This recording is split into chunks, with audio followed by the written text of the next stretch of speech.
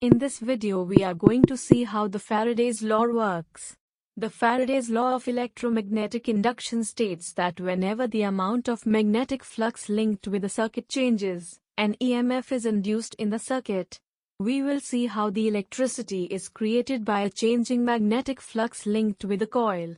Here we are to talk specifically about how electricity is generated at hydroelectric power plants. This will demonstrate the role of water in producing electricity. We have a turbine which rotates with the help of a water falling over it.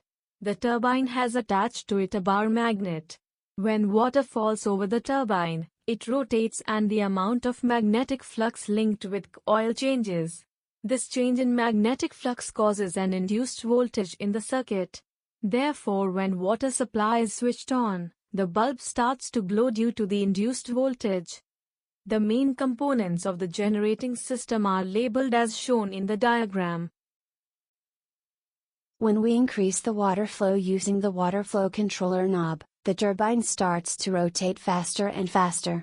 The bar magnets rotate faster and therefore the amount of magnetic flux linked with the coil changes at an increased rate.